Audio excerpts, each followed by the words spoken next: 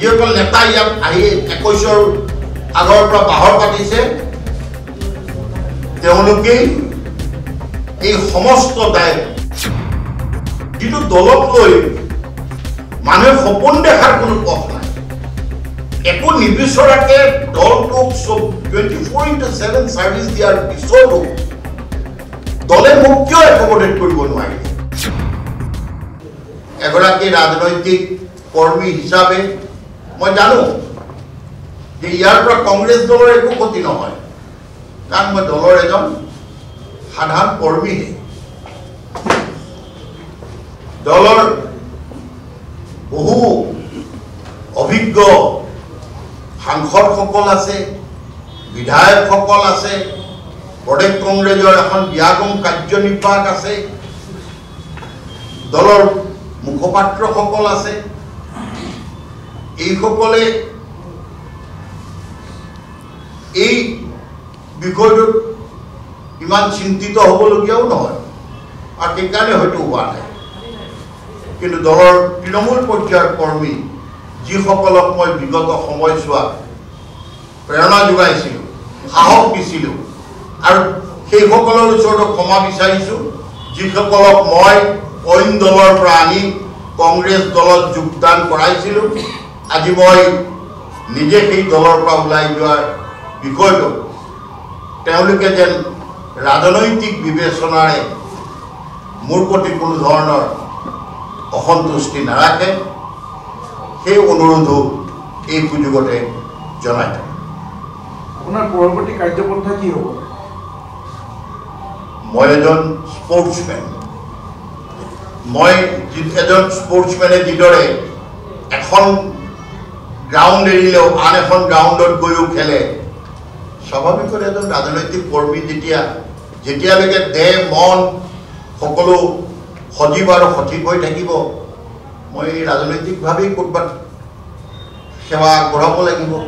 আৰু জনসাধাৰণৰ লগত একাপ হৈ থাকিব ঠিক কৰিছে নেকি ৰাজনৈতিক ক্ষেত্ৰখন অপপয় যোগাযোগ কৰিছে বুলি আপোনাৰ চৰ্চা চলি আছে বিভিন্ন কেইবাগৰাকী মন্ত্ৰী প্ৰায় কথা পাতি আছে গম পোৱা গৈছে বিষয়টো গতিকে ঘৰৰ ল'ৰা মানে ঘৰলৈ উভতি যাব নেকি বিষয়টো অস্বীকাৰ কৰিব পৰা বিধৰ নহয় যদিও সঁচাকে ঘৰলৈ ঘূৰি যোৱাৰ আহ্বান আহিছে আৰু দুদিনমান অপেক্ষা কৰক আপোনালোকক মোৰ চূড়ান্ত সিদ্ধান্তটো আপোনালোকৰ জৰিয়তে মই সদৰি কৰিম এইটো কথা ঠিক যে মই যিহেতুকে এটা ঘৰ এৰি আহিছিলোঁ এদিন আৰু এৰি অহাৰ দিনাখন বৰ্তমানৰ নেতৃত্ব নাছিল এই নেতৃত্ব সলনি হৈছে গতিকে সম্ভৱতঃ তেনে সিদ্ধান্তৰ এই কাৰ্যকৰী হ'ব আপুনি এটা কথা উল্লেখ কৰিছে যে দলৰ কংগ্ৰেছৰ যিখন কমিটিৰ স্থান দিয়াৰ কাৰণে আপুনি ক্ষুভিত আৰু সেইকাৰণে আপুনি দল এৰিছে সেইটোৱে কাৰণে আৰু বেলেগ কাৰণ আছে সেইটো এটা মই কৈছোঁ যে মানে দ্য ৱে অফ অৰ্গেনাইজিং মই দলৰ এজন সাধাৰণ সদস্য কিন্তু সেই সাধাৰণ সদস্যজনক এটা স্বায়ত্তশাসিত পৰিষদৰ নিৰ্বাচনত দলে দি আস্থা প্ৰকাশ কৰিলে কিন্তু এতিয়া আহি থকা সময়ত দলে নীতি নিৰ্ধাৰণ কৰাৰ বাবে বা প্ৰত্যাহ্বান জনাব পৰাকৈ যিটো শক্তি আহৰণ কৰিব লাগিছিল সেয়াটো কৰা নহ'ল কেৱল ময়েই নহয় আৰু বহু জ্যেষ্ঠ ব্যক্তি দলে সেই মৰ্যাদাৰ পৰা বঞ্চিত কৰিছে এইবিলাক একো এটা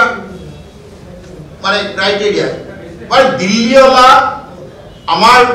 যিসকল নেতা ইয়াত আহি 21ৰ আগৰ পৰা বাহৰ পাতিছে তেওঁলোকেই এই সমস্ত দায় অৱক্ষয়ৰ তেওঁলোকেই দায়ী যেহেতু অপূৰ্ব ভট্টাচাৰ্য যেহেতু আপুনি এক জাতীয়তাবাদী ব্যক্তি আপোনাৰ বিগত সময়ছোৱা ইতিহাস সূচীলৈ দেখা পোৱা যায় অসম জাতীয় যুৱ ছাত্ৰ পৰিষদৰ আপুনি দায়িত্বত আছিলে এতিয়া আপোনাৰ ৰাজনৈতিক মতাদৰ্শ সলনি হ'ব নেকি দল সলনি হোৱাৰ লগে লগে আপোনাৰ আদৰ্শ সলনি হ'ব নেকি ঘৰৰ ল'ৰা যদি ঘৰলৈ উভতি যাওঁ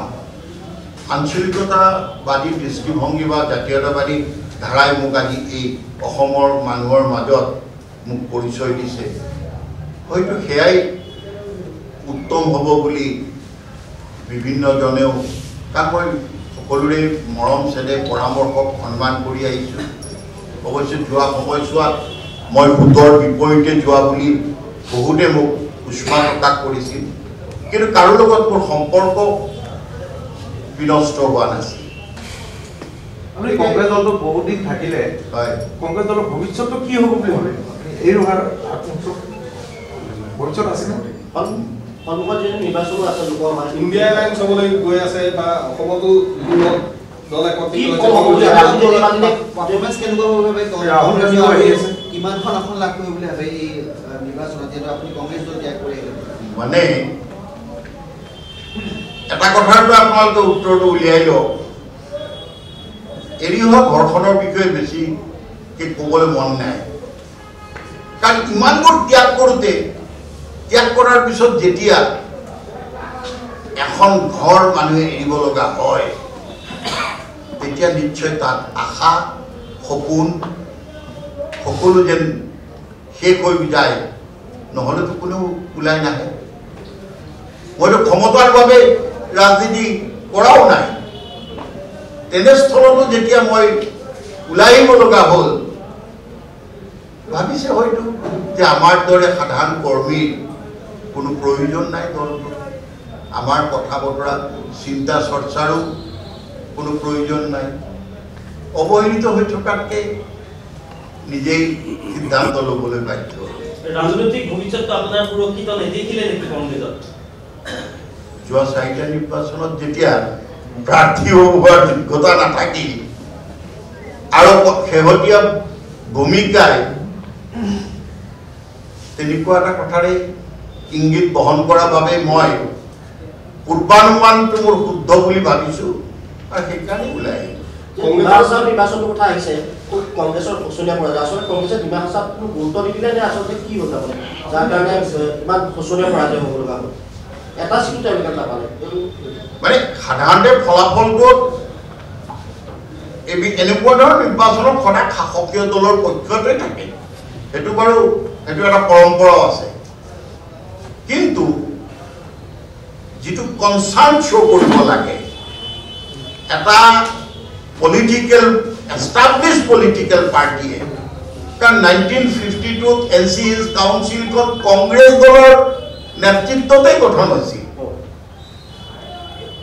আজিৰ নেতাসকলে তাত গৈ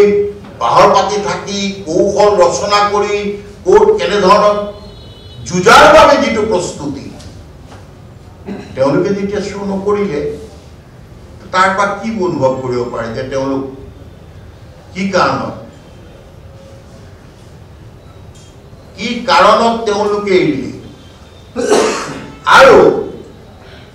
এনালাইচিছ পলিটিকেল এনালাইচিছ বা পলিটিকেল যিটো মানে ভিজন মই পলিটিকেল ভিজনটো দেখা নাই আপুনি এটা কথা ক'লে যে ক্ষমতা বিচাৰি আপুনি কোনোদিন ৰাজনীতি নাই কৰা আৰু নীতি নিৰ্ধাৰণ কমিটিখনত আপোনাৰ নামটো নাই ৰাজনৈতিক ভৱিষ্যত আপোনাৰ সুৰক্ষিত নহয় সেইবাবে আপুনি দল ত্যাগ কৰিলে নহয় যিটো দলক লৈ মানুহে সপোন দেখাৰ কোনো পথ নাই একো নিবিচৰাকে দলটোক 24/7 চাৰ্ভিচ দিয়াৰ পিছতো দলে মোক কিয় একমোডেট কৰিব নোৱাৰিলে যোৱাকালি দলত যোগদান কৰাজনে নীতি নিৰ্ধাৰণ কৰিব আৰু অসমৰ সমাজ জীৱনত অসম আন্দোলনৰ পৰা আমি অসমৰ সমাজ জীৱনত আমি সক্ৰিয় হৈ আছো অসমবাসী এইসকলক বাদ দি যোৱাৰ ৰাজনীতি নহয় এইসকলৰ প্ৰতি দায়বদ্ধতা যদি প্ৰদৰ্শন কৰাৰ বাবে কোনো কৌশলে নাথাকে তাকনো টিকট এটা দিলে কি লাভ হ'ব কংগ্ৰেছৰ টকাৰ বিনিময়ত টিকটৰ কিনা বেচা হয় বুলি কয় আৰু আপুনি টকা দিব নোৱাৰিছে নেকি তাৰ বাবে আপোনাৰ টিকট প্ৰদান কৰা নহ'লে টকা ঘটাই নাই দিন কেনেকৈ মই মানুহৰ মৰম ঘটিছোঁ না আপোনাৰ কথাটো বাদ দিলোঁ কিন্তু সামগ্ৰিকভাৱে টকাৰ টিকট লয় নেকি কংগ্ৰেছত বা লবি আছে নেকি তেনেকুৱা আজিতে নকওঁ দিয়ক মই মোৰ ৰাজনৈতিক পৰৱৰ্তী ঘৰখন ঠিক কৰি লওঁ আজিতে ক'লে তেওঁলোকে ক'ব হতাশগ্ৰস্ত মানুহ আৰু অৱশ্যে কংগ্ৰেছ বহুত শক্তিশালী দল মহাসাগৰ তাৰ পৰা এচলো পানী ওলাই গৈছে তাততো কি আছে কিবা বুজনি দিবলৈ গৈছিলে নে আপোনাৰ সভাপতিকে ধৰি জ্যেষ্ঠ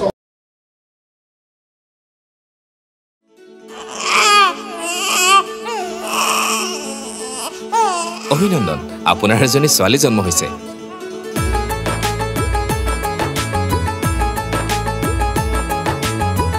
লাহি পাহি